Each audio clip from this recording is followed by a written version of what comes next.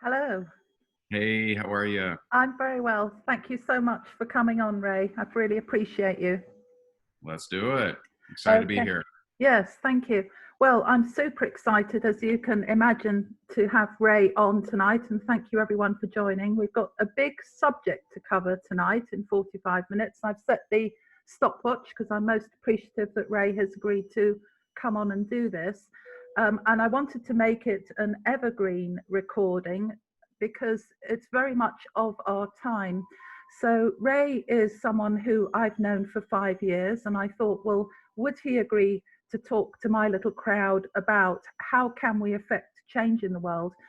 And that's such a big subject, but I thought if anyone can pull it off, Ray can. He can bring it back down to earth in practical steps because it starts with the individual.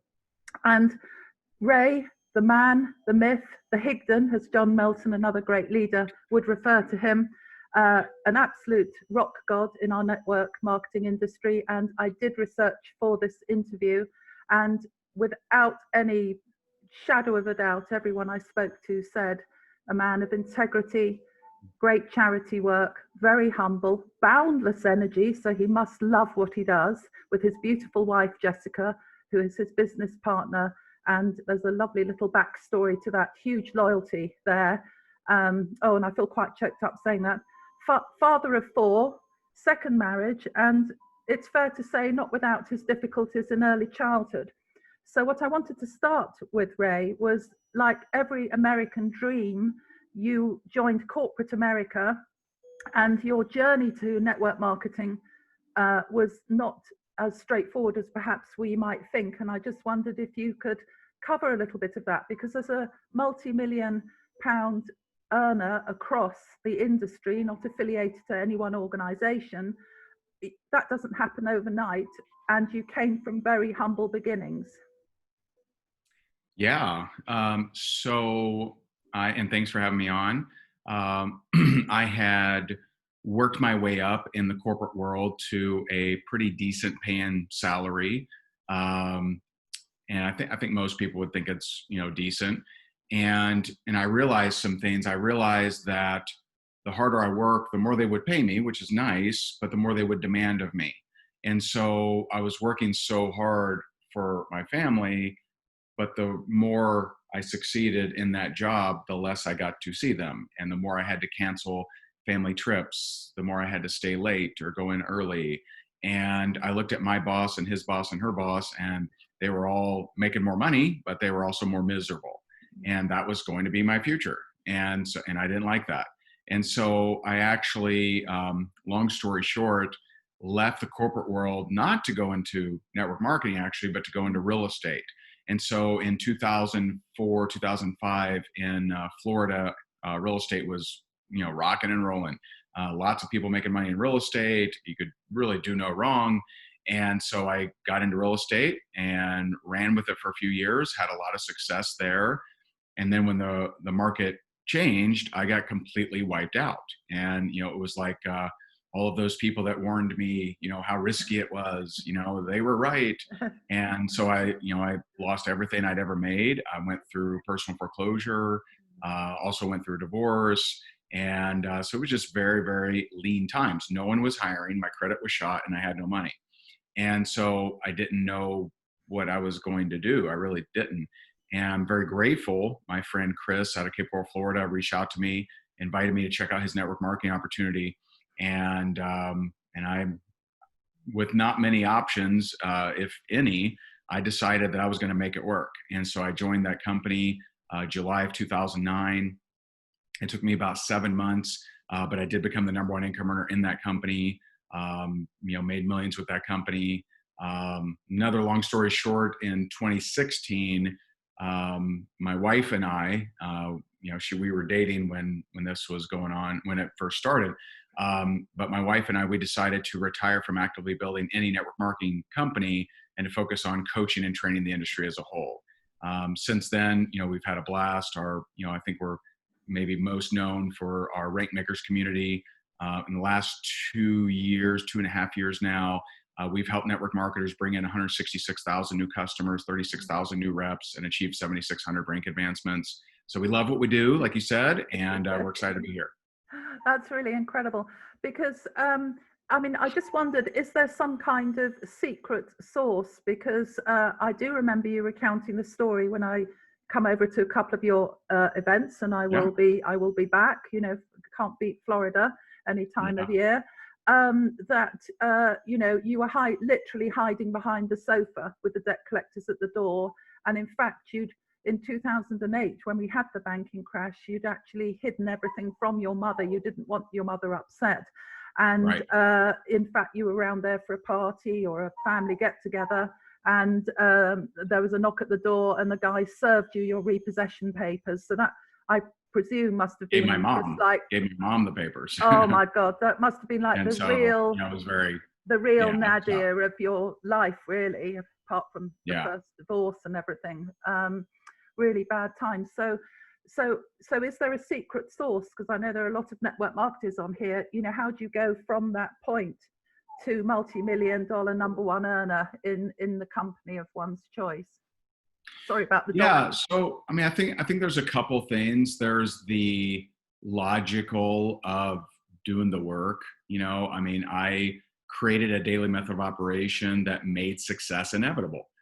So, you know, started going for 20 no's a day, doing a video a day, self-development every day. I don't think you can do that and eventually not succeed. Now, I don't know how quick, right? You know, for me, it happened faster than I thought it would, but I just don't think you can consistently do that for any real length of time and have it not work.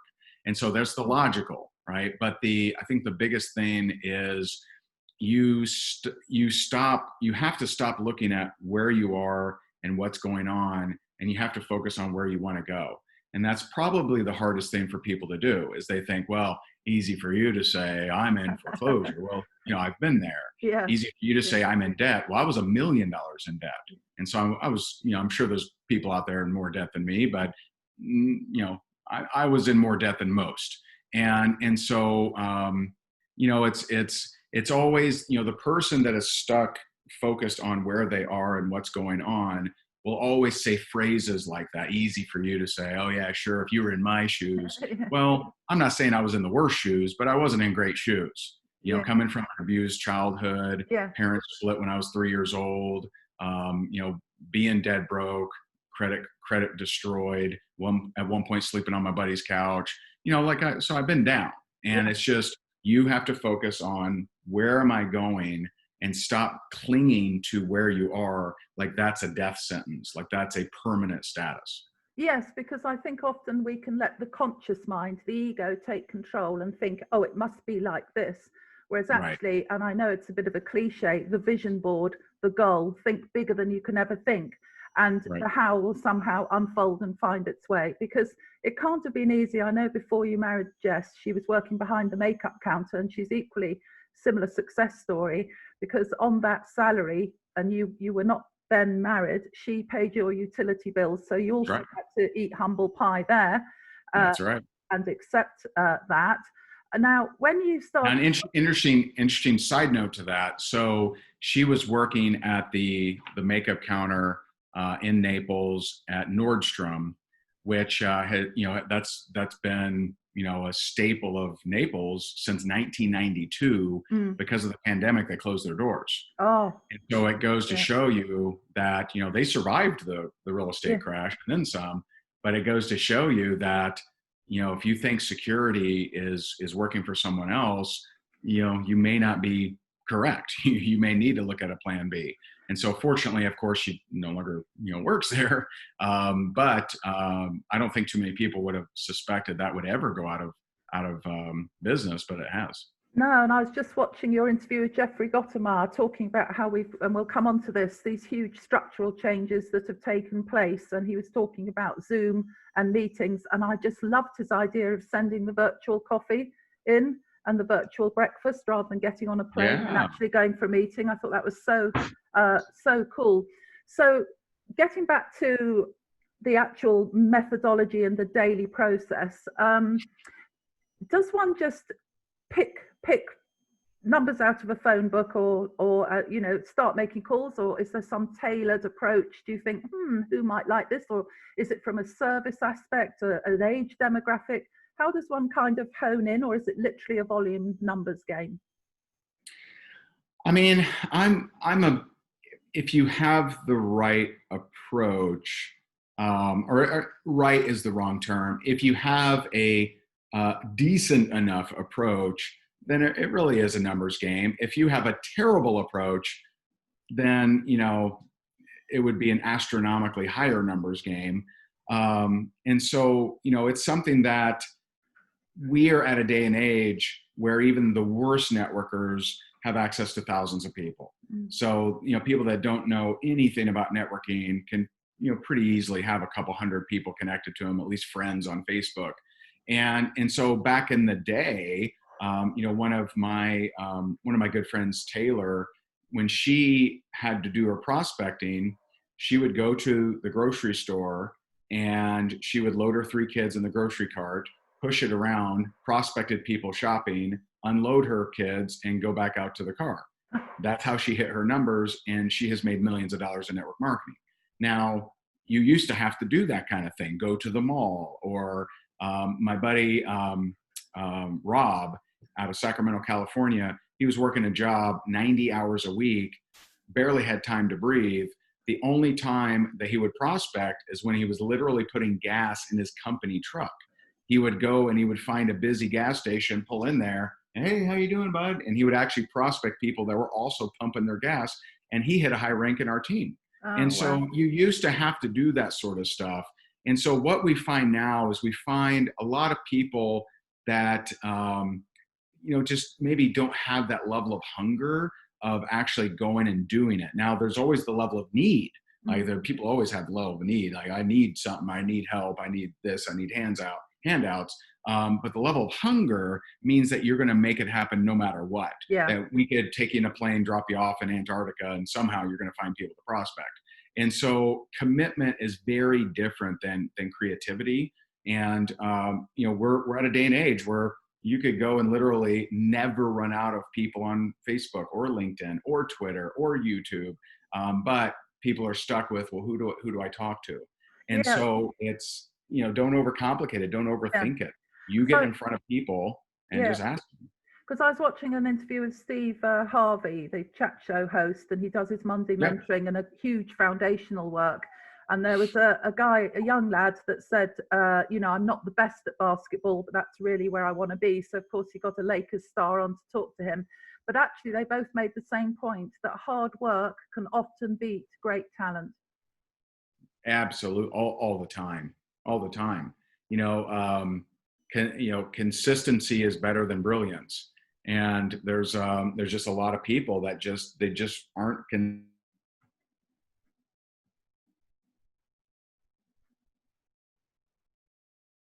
I think we've frozen a bit.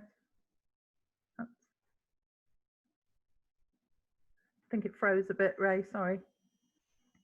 Yeah, I've been having intermittent kind of. Okay. Because we're very blessed, actually, and I suppose we're in danger of it. Really, what you're saying is master the art of the invitation. And again, you touched upon that with your call with Jeffrey, because it is about service and it's about delicacy and balance. And if you come at it from the heart and the service attitude, what can I do for you and how can I help? Then that karma and that ripple effect will come back to you.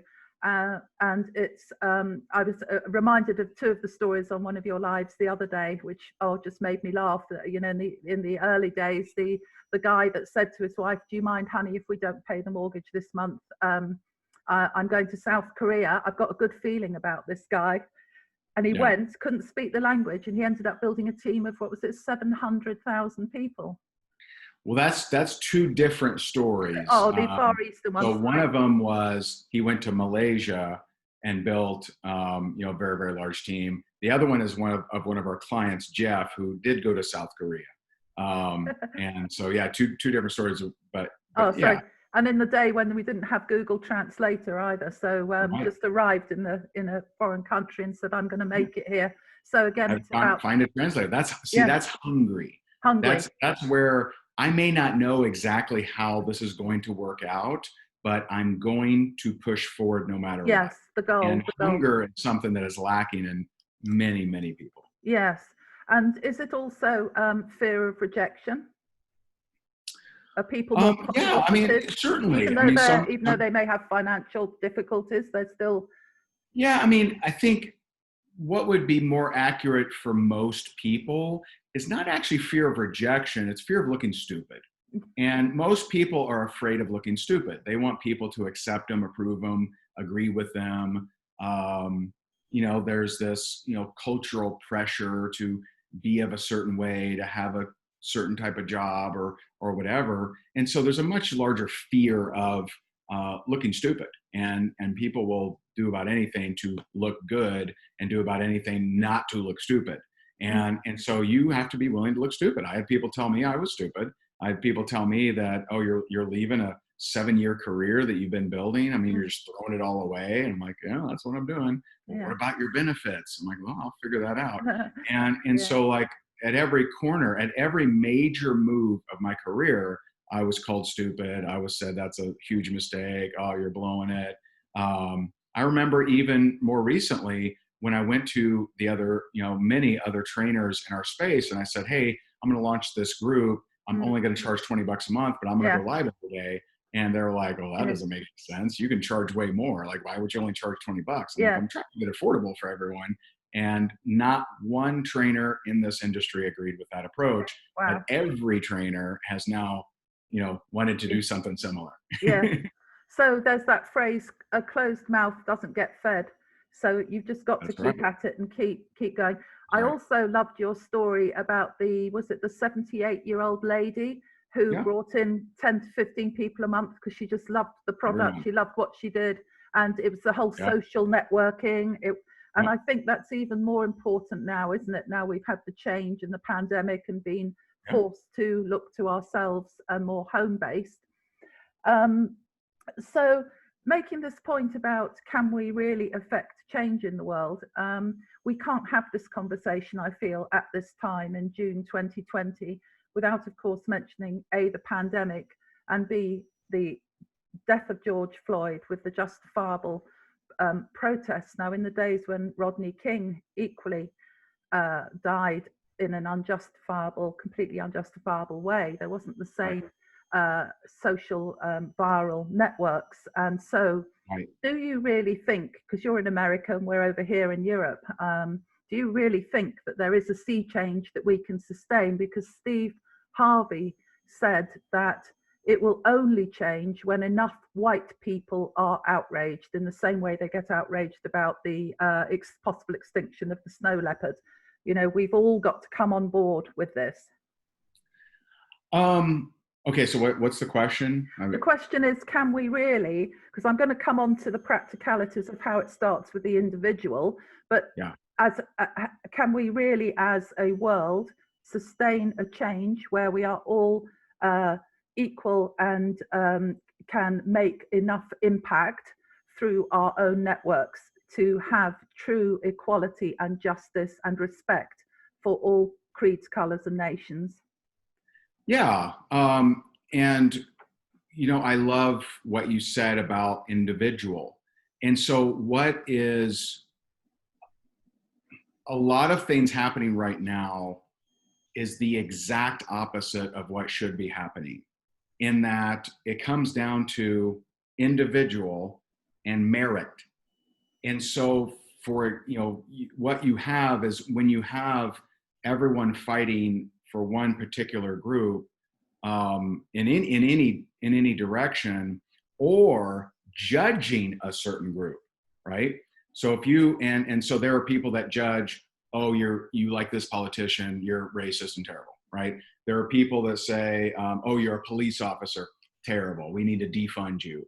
Oh, you're this, well, we need to protect you no matter what you do, right? And so anytime there's that group protection or group damnation, nothing's going to get solved. It's just not.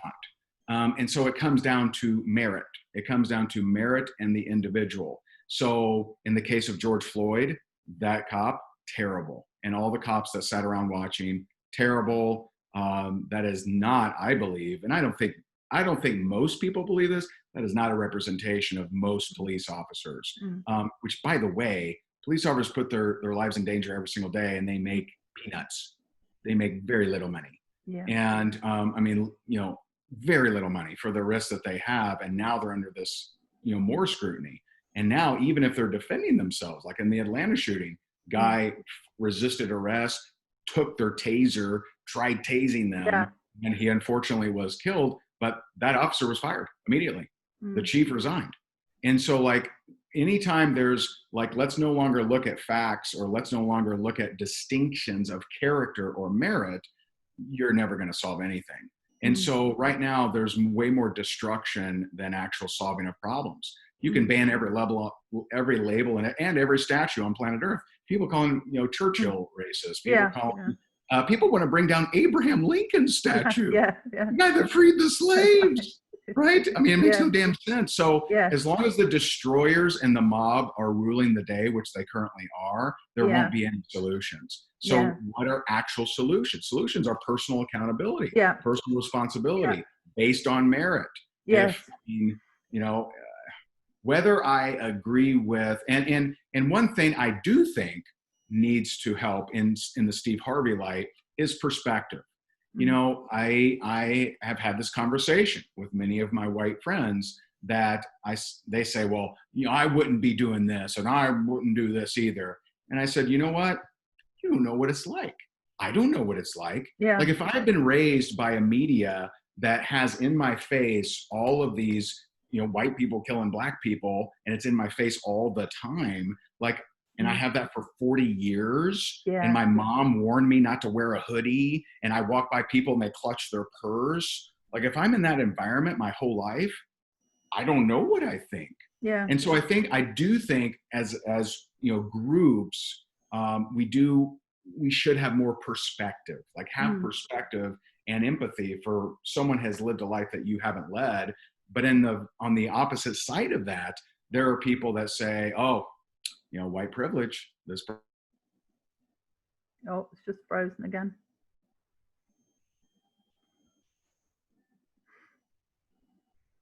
Privilege statement. And so it's much more about individual. Like, what is the merit of a person?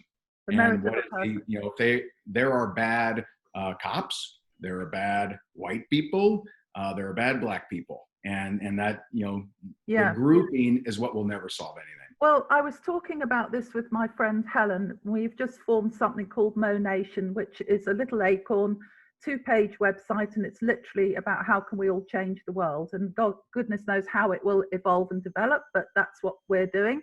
And the reason we had the conversation was because we both live here in France, and just occasionally we've both been somewhere where the French have shunned us, and we said, imagine, and it's just been that much, imagine what it must be like living your life, as you said, all day, every day for 40 years, where people, oh, we don't like you here. Just, we thought, But to answer the question, the best thing you can do for your neighbor, regardless of color, is be the best version of you. Is you work on you. And and you understand individual rights. My rights end at the rights of somebody else. And so, like, I do not have the right to ask someone to pay for anything for me. I don't have the right to ask for anything that isn't of equal trade or of benefit to them. And so, and that's, people are, wanting, things that they haven't earned or haven't done. There's sort of the self-entitlement aspect. So it's about balance.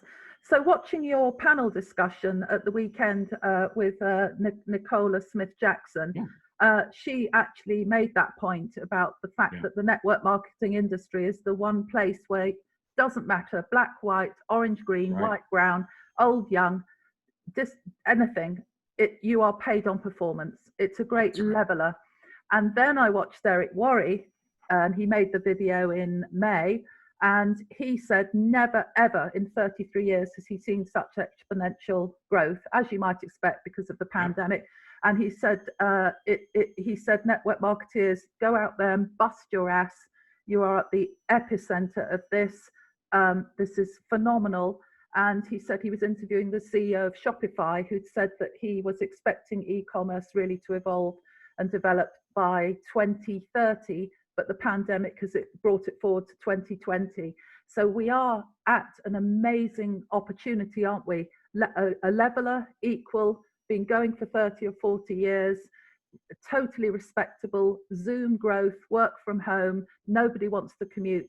So can we come on to things like rank makers? I'm just aware of the time, and how it will affect practical meeting of events and words for people, because I know I talk to them every day and I can see myself in them, how I used to be. And you'll remember from four or 5 years ago, and I've zigged and zagged and hiatus, but you know, I'm getting there. We're all on our own journey. And sure. I do speak to people where I can think, if only you'd be brave enough to take that leap. And, you know, I remember the times when, you know, I haven't really been able to afford to do something to do with personal development, to do with getting on with network marketing. And I've done it. I've made it the priority. And it's funny because the doors open up, things happen and unfold as you become braver, as you grow and your network increases and you start to do things, the pathway opens. So can we kind of spend the last few minutes talking about two things? One is what practical solutions are out there, because we're all agreed the world has changed. We've got to take individual responsibility, and from that, bigger things can grow to affect wider communities. And then for people who really don't want to go back to work, are furloughed, lost their job, like you said, are in debt, don't really know what to do, but they can kind of see this could be the answer. What can we do to help them, Ray? Yeah. So, you know, the way that we view network marketing is it's the lowest risk, lowest overhead way for the average ordinary person to start a business. And I feel I can say that because I've had different businesses. I've had, you know, a mortgage business. I've had a real estate business. Me and a partner bought an advertising franchise. You know, that advertising franchise, by the way, was $40,000 to get started. And I actually didn't make a dime because we bought it at the wrong time. It was right before the recession, and didn't make a dime. It was very tough hit. And you know, I share that because there's a lot of businesses where you have to either have a super creative brain, like the people you see on Shark Tank or Dragon's Den, where they're pitching this amazing invention, and you always hear this, they've sunk their life savings into it. Well, network marketing, well, think about this. Let's say you are a creative brain and you do have an amazing new belt buckle or whatever. And you're going to have to learn how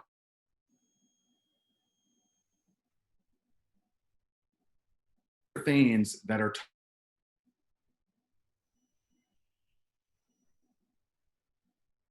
$1,000 or maybe even a little bit less, you can start a network marketing business and learn prospecting, recruiting, marketing, social media, etc. And you don't have to have a patent. You don't have to be an attorney. You don't have to sink your life savings into it. You don't have to know, trademark litigation or supply chain management or currency conversion. All of that stuff's done for you. All you have to do is introduce people to the thing and say, hey, you open and take a look. That's it. That's what you have to do. Yeah. And so if you learn those things, maybe it's not the end goal. Maybe you don't end up being a lifelong network marketer, but you at least, for very low risk, low overhead, learn the principles of marketing and prospecting for a product or a service and take those skills with you elsewhere. We help network marketers grow their business through our community called Rank Makers. I go live in there every single day. It is $20 a month, but no contract. And we've helped again, network marketers over the last 2 years bring in 166,000 new customers, 36,000 new reps, and achieve 7,600 rank advancements. So we know that it works. We see people achieve their very first rank with us. And and if you want more on that, it's at becomearankmaker.com, and that would give you that information. Yeah. So you've also got a live event, though. Is that still going to go ahead in Orlando? I think it's 10th and 11th of October. Yeah, so it's October 8th, 9th, and 10th in Orlando, Florida. And we feel very fortunate because at least at the time, at least right now, it seems that we're timing it perfectly. because there's a lot of people that know they need to get to an event, and their people need to get to an event. And so we, you have Disney World in Orlando that's opening up mid-July. And so, we think that in October it's going to be a perfect. There will be safety, protocols. So the hotel is going to have different safety protocols for everyone. And but we're real excited, and that information is at rankmakerslive.com. We have superstar Shalene Johnson, Yeah, I been saw on that. TV for 10, 15 years, something like that. Has a podcast, has millions of downloads, very, very popular. And we have several other speakers we're going to be announcing too. So in conclusion, there's no rocket science to this. And while everyone might not believe or have the aspiration to become a multi-million-dollar cross-industry influencer and leader, such as yourself and Jess and Erica Worry, nevertheless, they can take themselves on a journey at a fairly reasonable cost that could form a structure and a framework to take them from something they feel that they're stuck in. Particularly, I think that what's happened out there these last few months has caused people to perhaps evaluate their life. They've enjoyed having more time with their family, enjoyed not having to do the commute, enjoyed not having to listen to the boss the whole time, stick to regular hours. And as you said, you see your life slipping away because really you're working to live rather than you're living to, you're working to pay the bills and to live, and you're not really living a life, are you? And I think people are very mindful of that. So network marketing, whatever product or service you choose, opens you up to people, conversations, opportunity. And of course, you can get things shipped all over the world now with Amazon drop shipping. You don't even have to handle the physical product. That's right. It's you can order and pay on your phone, Apple Pay and things like that. And of course, got a great rise of voice now. The importance of building your brand and talking to Alexa. Hey, book me a Higdon event. So it's so easy now, isn't it? The next 5 to 10 years is going to be so easy for the communications, I think, to take place. Yeah, it is certainly easier than ever before to connect with new people and to stay connected with customers and people. And so, yeah, we're living in a very powerful age where more and more people want to work from home, and network marketing is a great option. So do you think that they have to put in a lot of hours for people who are transitioning, where they do have to go back to work at the end of the month, or they've been furloughed? Do you have to treat it like a part-time job and spend about 20 hours a week on it? Or do you just, like you say, it may not be literally talking to people while you're filling the car with gas, but you can do it for as long as you do it consistently, as you said, it's about the consistency. So make sure you do an hour or two a day. Is that what's going to get you the success? Is getting your list, finding a social platform? There's a couple factors there. One, it depends on your goals, right? So if you want to make a few $100, then you may not have to spend that much time. If you're wanting to, really make a lot of money, then you're probably going to have to spend a lot of time. One thing that I would suggest is that if you can't build it part-time, you probably can't build it full-time. It's much more about time management than it is about abundance of time. And so, literally, I know people that built very serious, making thousands of dollars a month and higher, that built it on an hour a day. And that's didn't happen necessarily month one or month two. But there's two factors. It's how big are your goals, and then number two is, where are you coming from? If you are someone that has supportive friends and family, if you're someone that has a following and you have influence, then you're going to be able to crush it faster than the person who doesn't. But that doesn't mean the person who has no influence or supportive friends and family member can't, because I've seen that over and over and over where they can. It just may take you a little bit longer. So the person who's starting further back on their journey has to keep at it a bit harder. Right. And sure. For either the novice or the more experienced person that has ranked up a bit but sees a full-time or a bigger career in network marketing. It's about sensible time management. So it's about conscious application of your time. So rather than spending an hour on Netflix, you say, well, hang on a minute, I'm going to spend an hour looking at that group, or reaching out to some people, or actually hitting the phone, or whatever.